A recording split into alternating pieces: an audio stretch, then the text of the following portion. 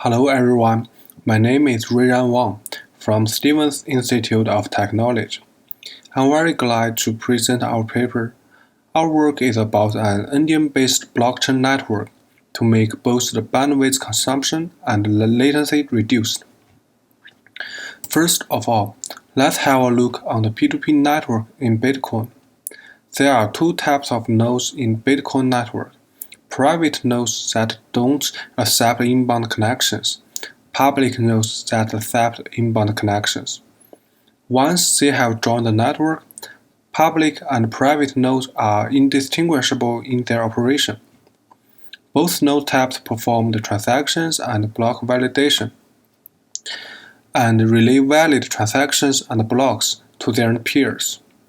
Currently, data is relayed by flooding. So, how the Gossip protocol works in Bitcoin? We can see this picture. Once peer 1 receives a new transaction, it first sends an announcement including the hash of the data.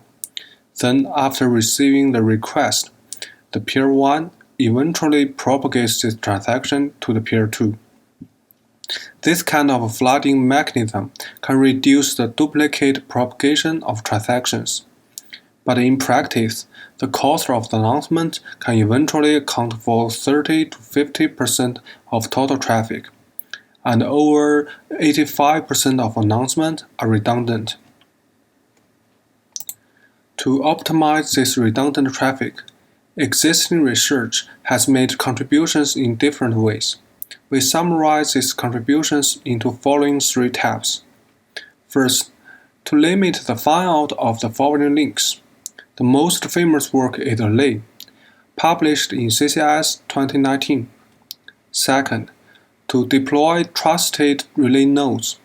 Feng is one of the representatives. Last one, to compress transactions or blocks. Compact block relay is one of the prominent contributions. Here is the material from the Relay. It combines limited flooding and intermittent reconciliation.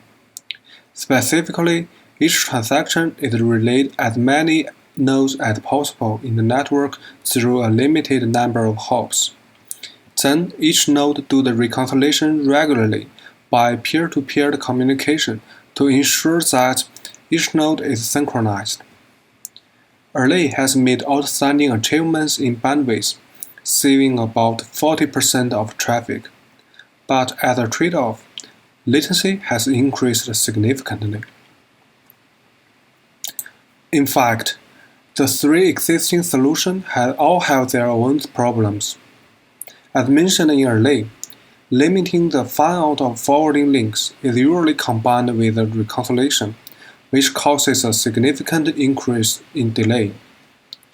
Second, the method of deploying trusted relay nodes in advance is contrary to the idea of decentralization of the blockchain network.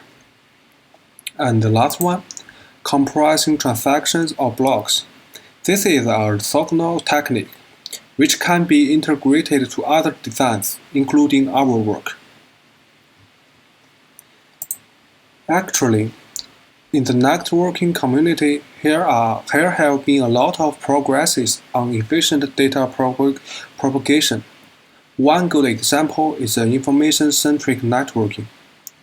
In ICN, there are data producers and consumers. Data producers announce the data when it is ready. Consumers subscribe the data to they are interested in.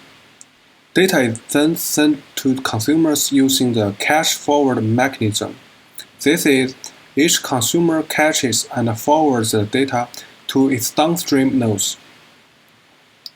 Essentially, Bitcoin flooding shares the same spirit of ICN, in the sense of that all nodes store and forward the data to their neighbors. One main difference is that in Bitcoin, the announcement, request, and transmission are made immediately for each transaction or block at each hop. This inevitably introduces redundant transmissions of the management packets, including the announcements and requests. We call this approach as a synchronized transmission. In our work, we aim to eliminate such redundancy through an asynchronized transmission. The idea is similar to the technique of trusted relay nodes, but we don't require any relay to be trustworthy as long as the majority are honest. However, directly applying ICN to blockchain has a lot of challenges, such as how to securely select relay nodes, how to address traffic privacy, how to eliminate redundancy. In this work, we tailor the named data networking, a technique of ICN, for blockchain network, for bandwidth efficiency, low latency, and strong security and privacy. Specifically, our design addressed the following challenges with integration of the NDN and blockchain.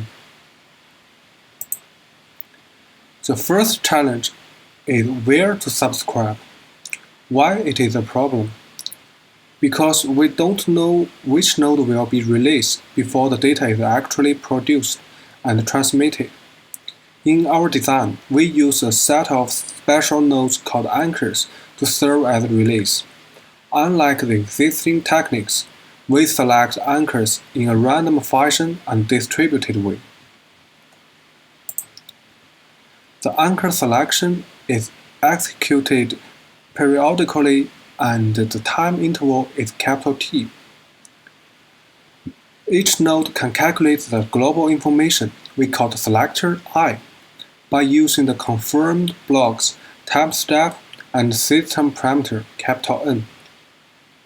Also, each node can calculate their local information C by using their private key confirmed blocks and timestamp.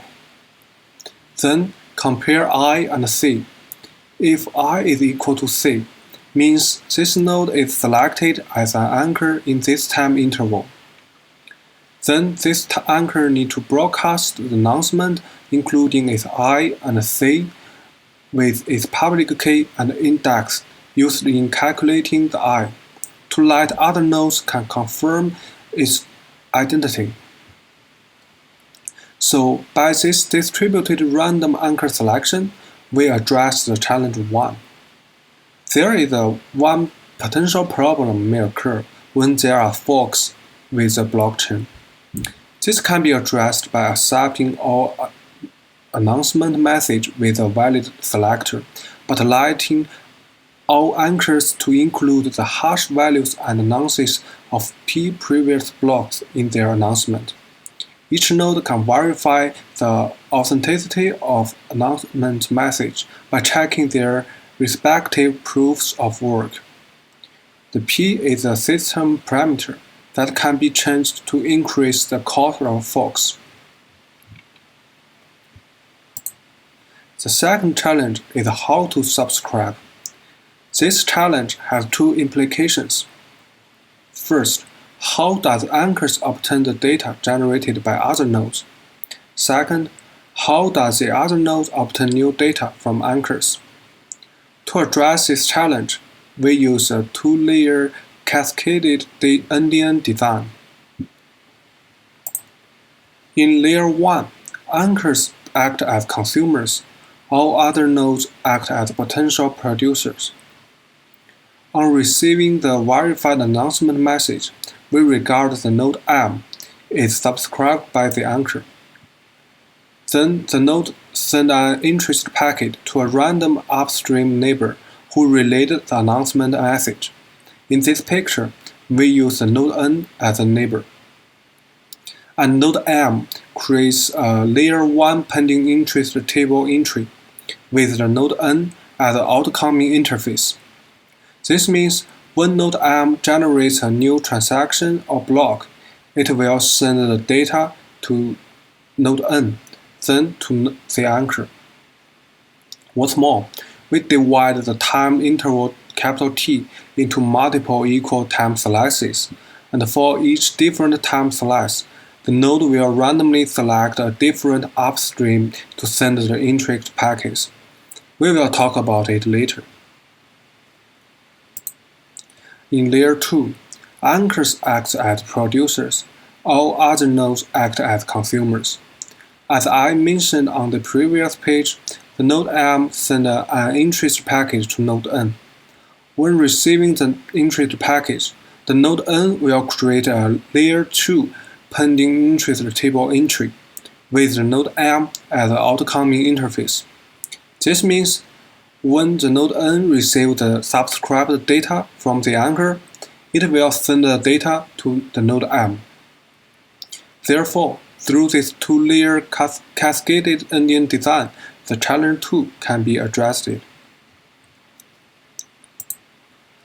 The challenge 3 is traffic privacy. Prior subscription through the designated relay nodes may reveal the traffic pattern and lead to the security vulnerabilities. To address this challenge, we use the random data transmission route. There are two specific solutions, based on the content or based on the time slice. Here we use the time slice as an example. As I mentioned before, we divide the time interval into multiple equal time slices, and for each time slice, the node will randomly select a different upstream to send the interest package. In this picture, the node M sends the interest package for the time slice 1 to the node N, and sends the interest package of the time slice 2 to the node L. As a result, the data from anchor is in different time slices will come from the different routes, which improves the security and privacy of our design. The challenge 4 is traffic redundancy. Why is there traffic redundancy? Because we select multiple anchors. So how do we eliminate it? We will use a kind of message called short message. Please see the scenario on the left. At the beginning, the node C receives the data 1 from anchor 1 from the node A and send it to the node D. After a while, node C receives the data 1 from anchor 2 from node B. Then, node C finds that its content has already been received before checking its local cache. Then node C will check its PIT entries.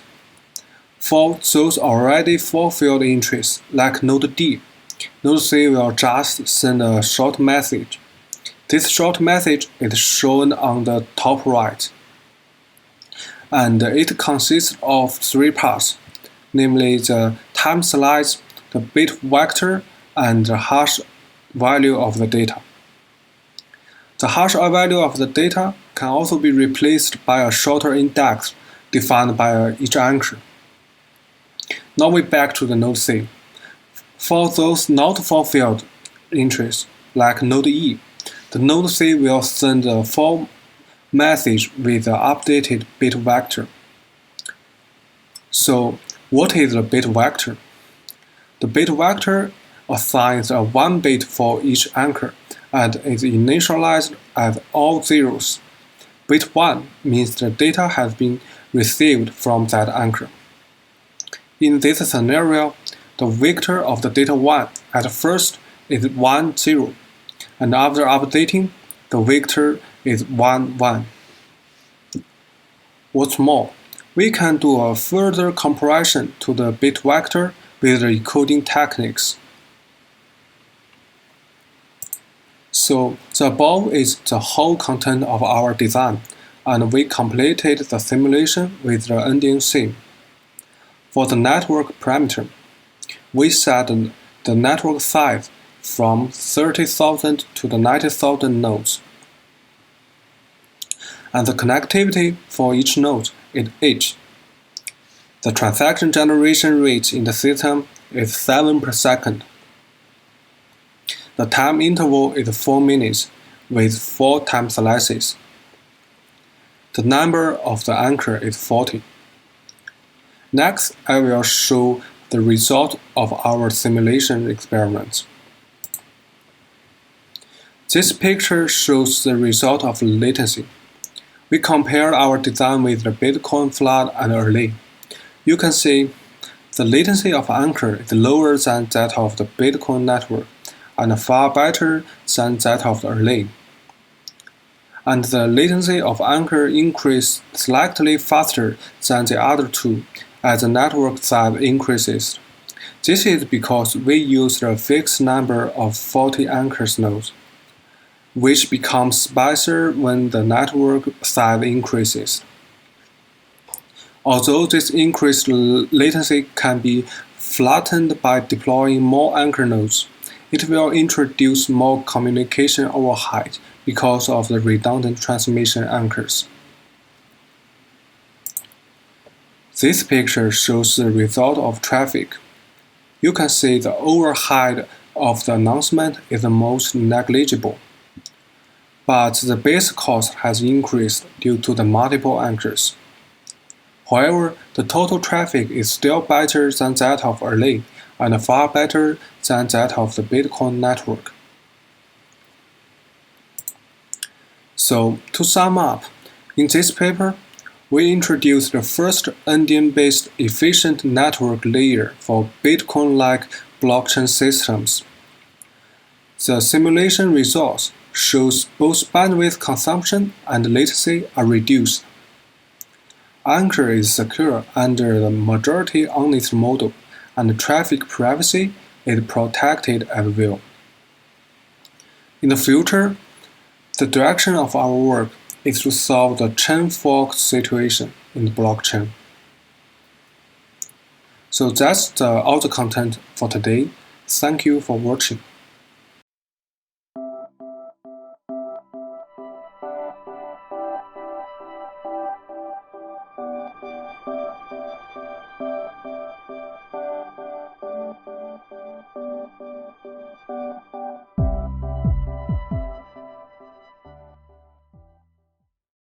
Good everyone, at this time I'm going to present the paper of an identity-based blind signature and its application for privacy preservation in Bitcoin. In this work, we provide a new technology to build identity-based blind signature scheme with full unlinkability. Okay, so in traditional signature scheme, the signer holds signing key, and once seeing some message from the user, it's sufficient to produce signature on the public key.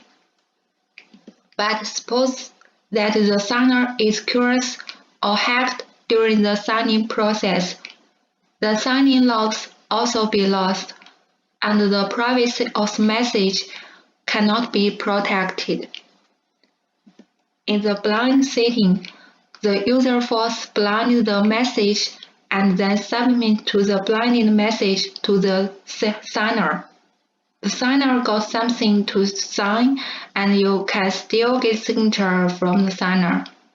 Basically, it needs you to unblind the signature received from the signer and got the real signature on the ordinary message.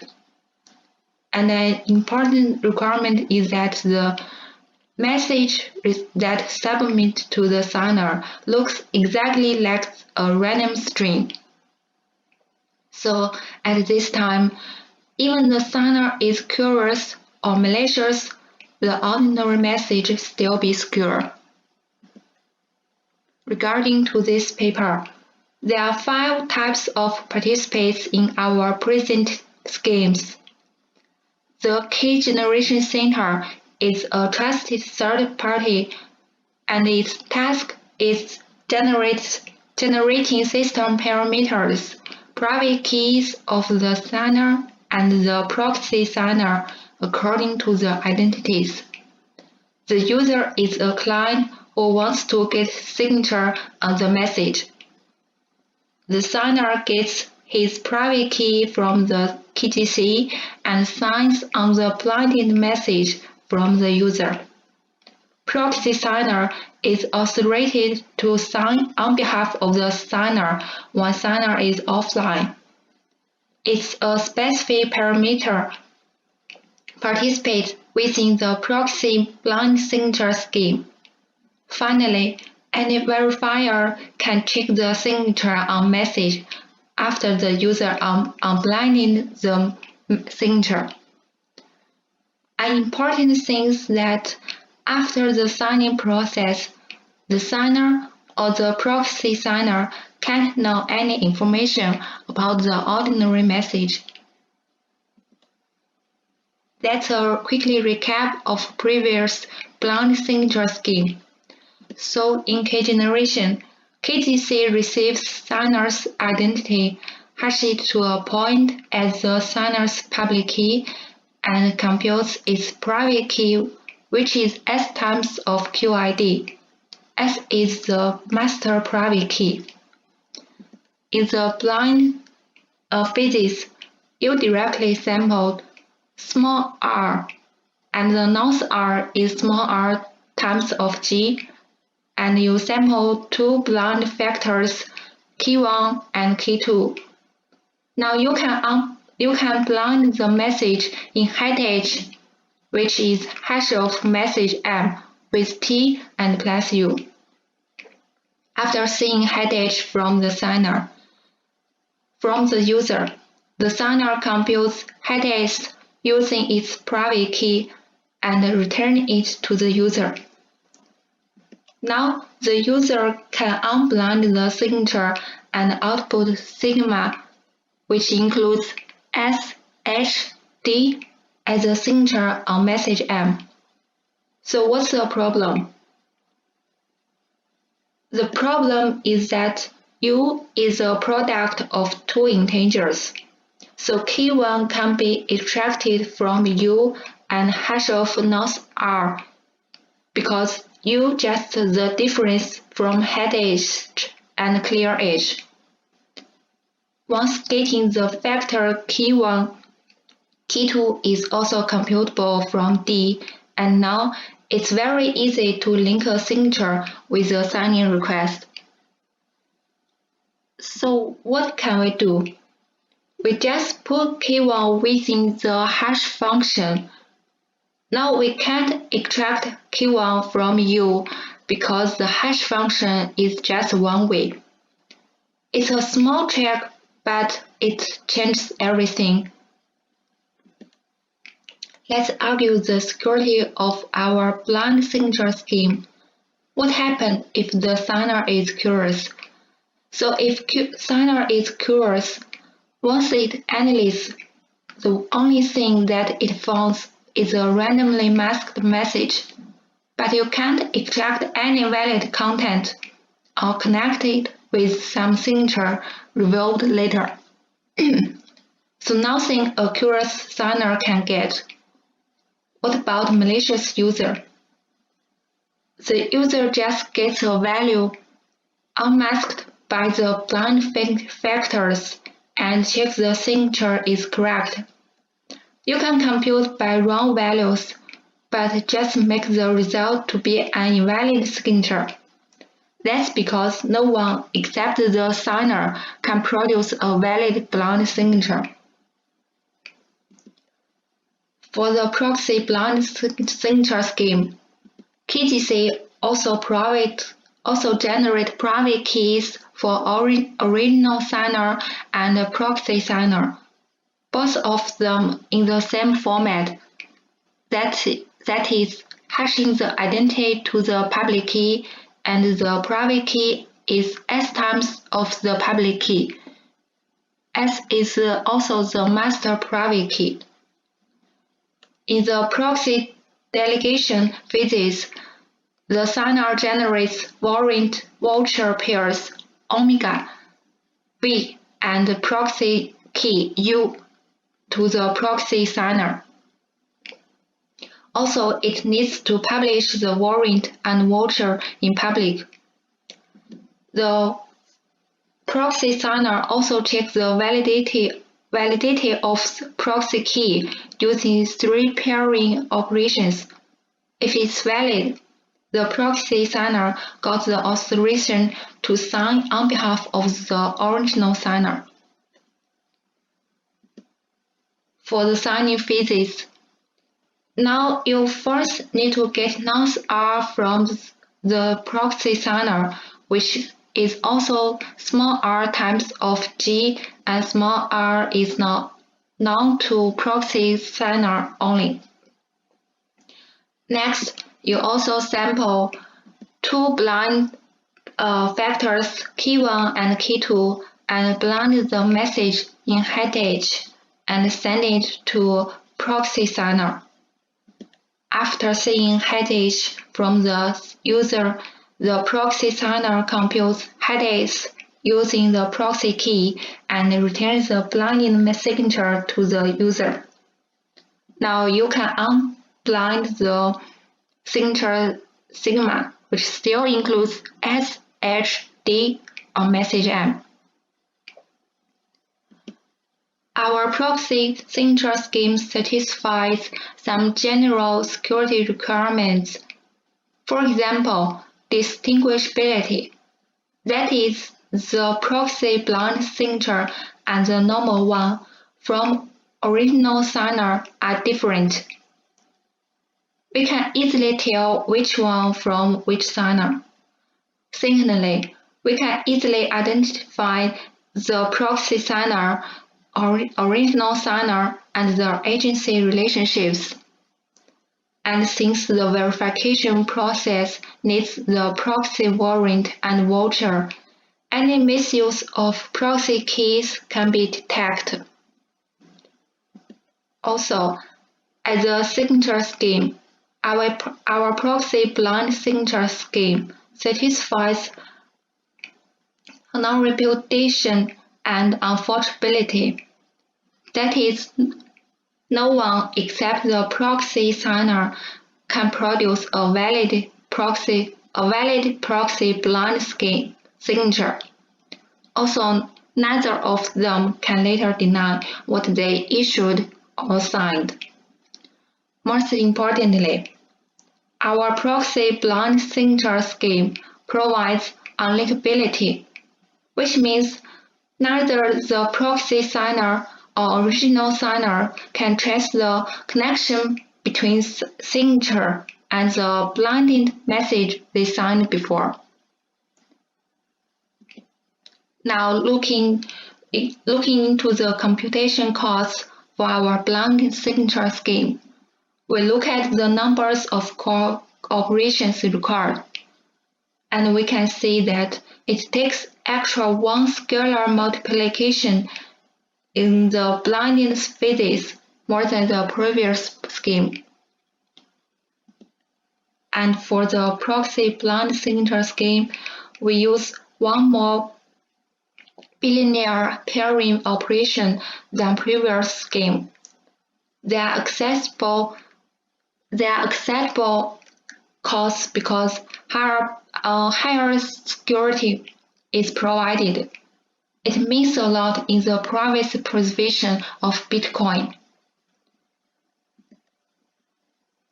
Due to the openness of blockchain, privacy is an essential concern for Bitcoin. For example, some people analyze the published Bitcoin addresses and found the slash pool and root secure are involved in a hacking attacks. Blind signature scheme has also has seen widespread adoption across the Bitcoin. For example, blinded signed contracts. All of them use blind signature scheme to prevent the mixed server from seeing the transaction connections. That's why the unlinkability is very important in the privacy preservation of Bitcoin. So, in conclusion, we have two new unlinkable blind signature schemes. It's much more secure than previous scheme because no information about message is leaked during and after the blind signing process, and the security has been analyzed. Our two schemes can securely realize many important security requirements, which is sufficient for the privacy preservation applications. You could think of privacy preservation of Bitcoin in general. Thank you all.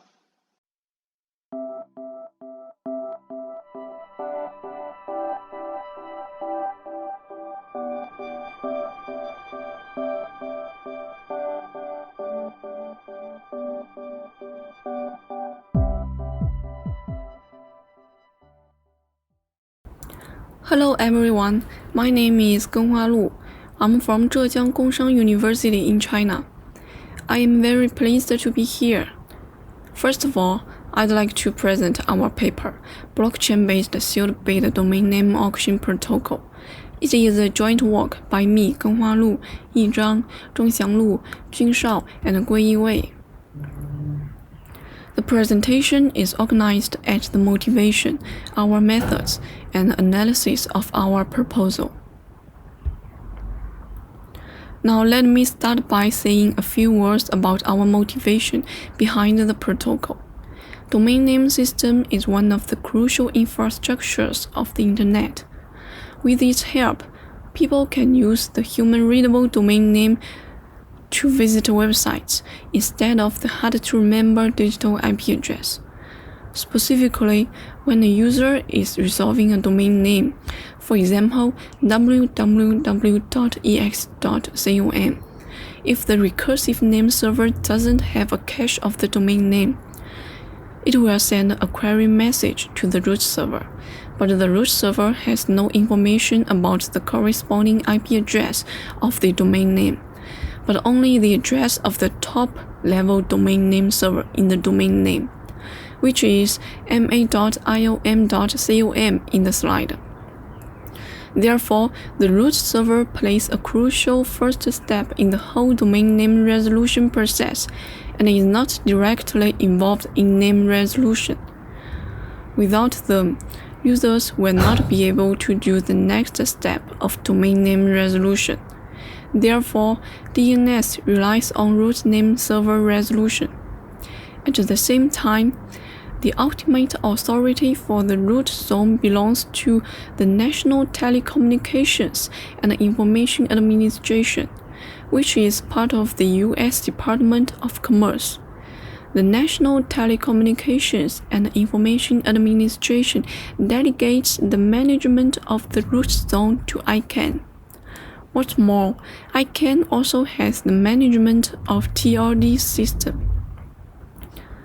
Obviously, the root region has obvious centralization phenomenon, which will lead to single point of failure, power abuse, and other centralized problems. Therefore, in order to mitigate the above problems, it is natural to introduce the decentralized architecture into current DNS. Recently, many researchers have suggested introducing blockchain into the DNS. There are 6 schemes about blockchain-based DNS. Namecoin is the first solution to realize the decentralized DNS. Blockstack is a new solution based on Namecoin. It is using many techniques to tackle Namecoin's problems. DNS is a system for decentralized domain name, supporting a full range of DNS records. And the Consortium DNS has better performance on data storage and domain name resolution. However, these 4 schemes focus on domain name registration, ignoring the domain name auction. ENS was proposed by Ethereum officials to resolve domain name into Ethereum address, but not digital IP address. Recently, the NDN-based team proposed a handshake, which with the domain name auction protocol. However, in their auction protocol, anyone can deduce the possible highest bid of the submitted bids, which may bring advantages over the latter bidders. These 6 schemes either have no domain name auction function or cannot guarantee bidding fairness in the domain name auction process. So let's look at the blockchain-based auction. Traditionally, there exists 2 main auction types, open auction and sealed bid auction. In the open auction, every bidder can see others' bids and submit the bid to the auctioneer many times. But in a sealed bid auction, bidders have to submit their bids to the auctioneer only once in a private way. No one can see others' bid. Compared with open auction, bidders in the former auction can lead to a reasonable bid for the auction item with a higher probability. Then, what is the sealed bid auction? At the beginning of the sealed bid auction, auctioneer A delegates the real seller to host the auction. Like the auctioneer A said in the slide, the starting price of the first auction target is 5 bitcoins. The auction begins. Later on, bidders can commit their bids in an envelope that no one can see to auctioneer A. They are free to submit their bids without sequential requests. In the end, auctioneer A will open all bids and decide who is the winner. If the winner pays the second highest bid in the end, it is victory auction. In our paper, we use a victory auction. If the winner pays the highest bid in the end, it is first price sealed bid auction. Before our proposal, many blockchain-based auction solutions have been proposed. Hawke is the first blockchain-based auction protocol. However, the underlying secure MPC scheme is of a high level of interactivities, which leads to an inefficient solution, especially in the blockchain scenario.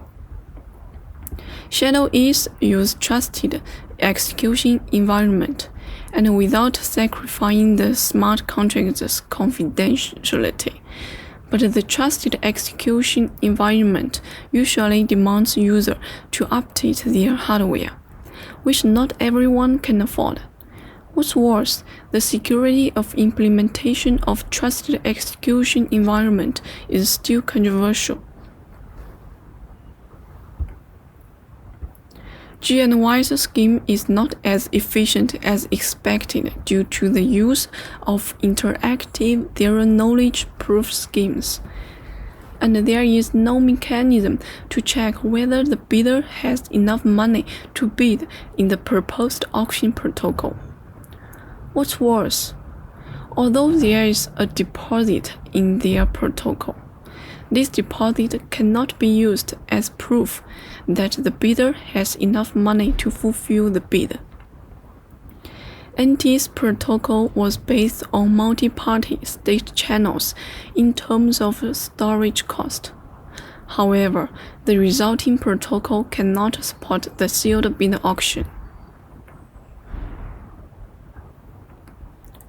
As I have said before, traditional sealed bid auction like this, the seller will not participate in the auction. He consigned the auction to the auctioneer A, and the bidders can commit their bids only once in a privacy way.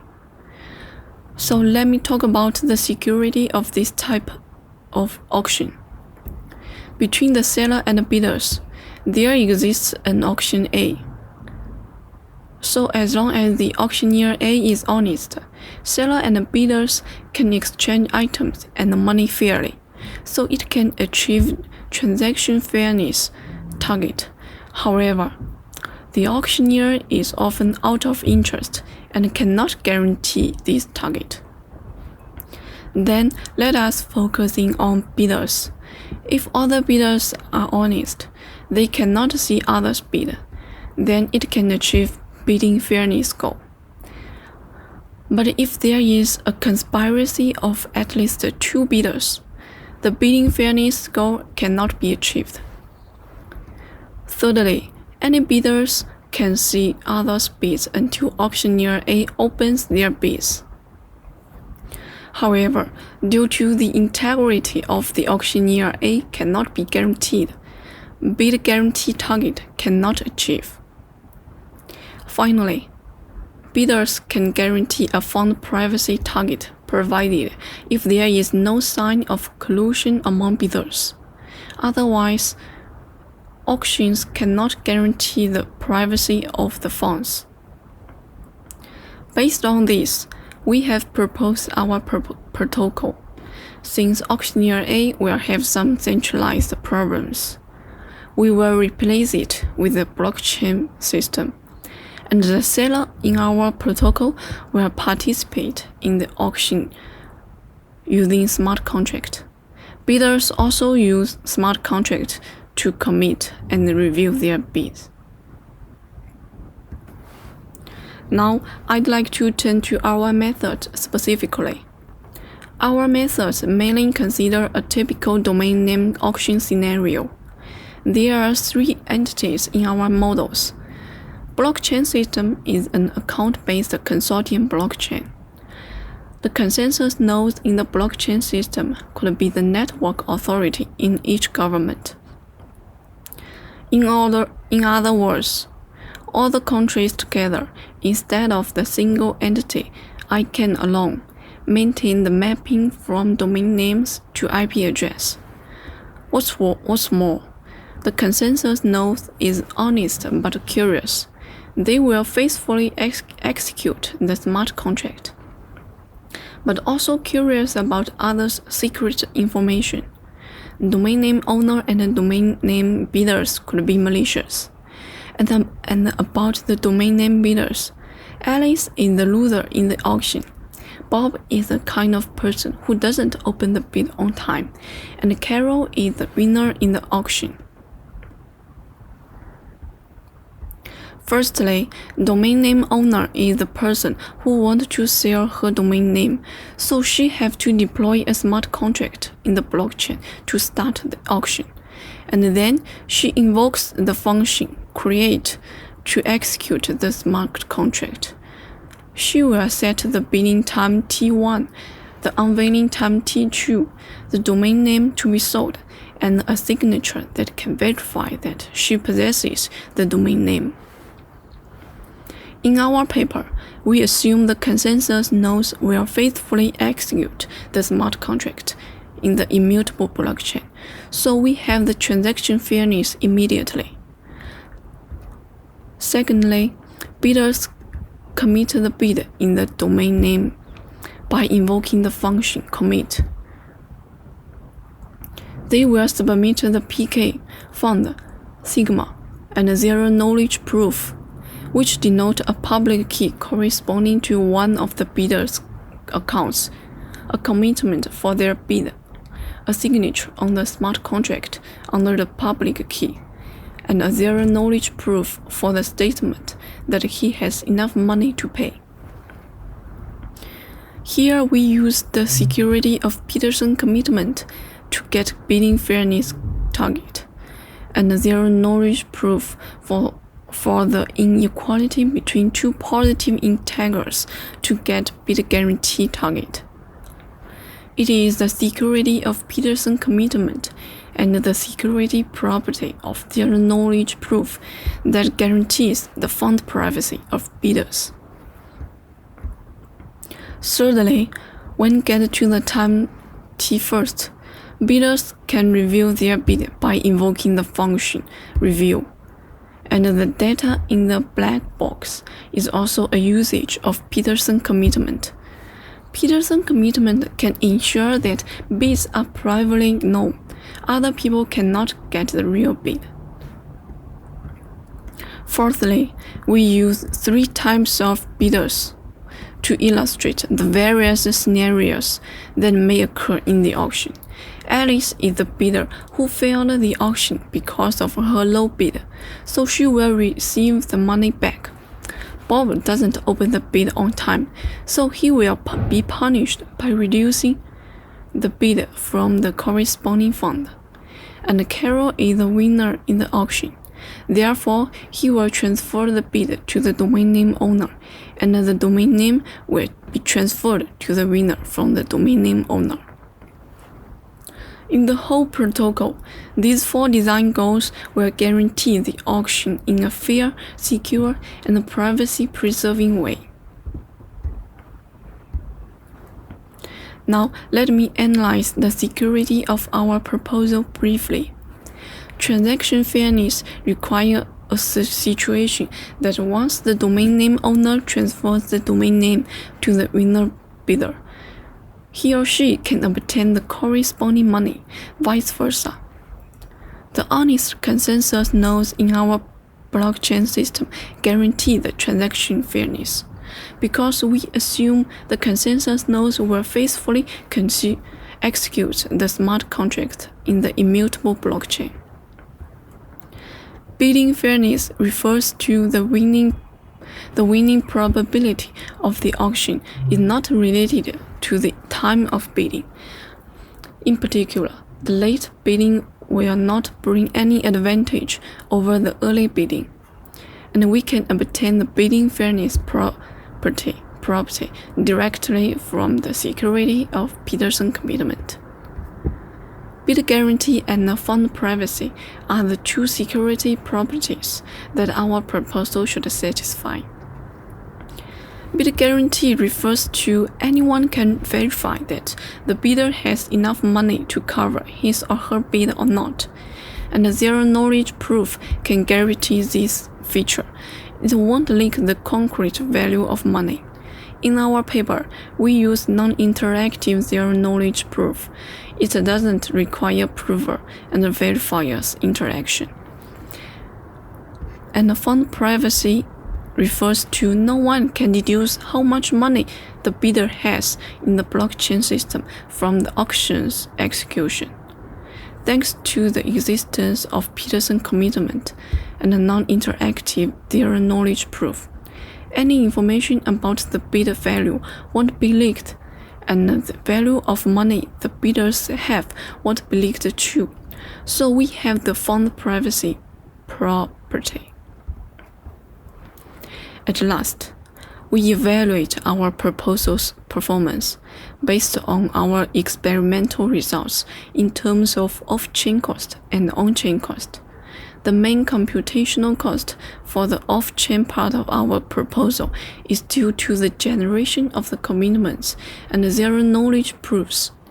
The prototype we implement is based on the big integer class of Java language and the big number library of Solidity language for the off-chain and on-chain parts. Furthermore, we run our prototype in a laptop with the Rinky test chain on Ethereum for obtaining the off-chain cost and on-chain cost. In our experiments, we set the bit length of the order of G and H as 160. And all experiments are conducted 20 times, and the average is recorded. The experimental results can be found in the right figure. From the figure, blue line and the orange line denote the commitment committing and the zero-knowledge proof of fund. And we can see that the computational cost is proportional to error as expected, while the cost is acceptable.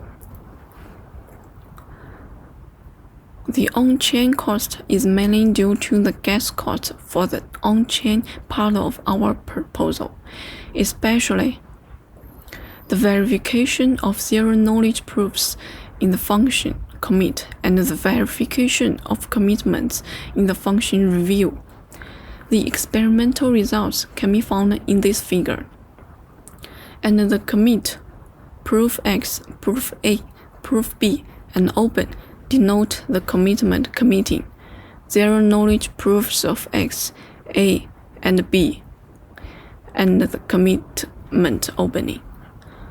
From this figure, we can see that the computational cost is also proportional to error and the off-chain cost, while the cost is still acceptable. Note that the costs for proof of A and proof B are the same since they require the same execution steps. That's all my presentation. Thanks for your attention. If you have any questions, you can contact me at my email genhualu22@gmail.com.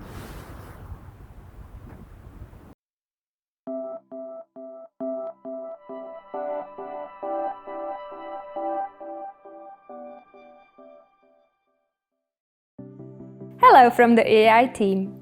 We have a great new feature in the EAI Compass that you can use. Upvote your favorite presentations to show appreciation and respect to the best presenters. Open up the EAI Compass, go to the program, find the presentation you want to upvote, and hit the thumbs up button. It's that simple.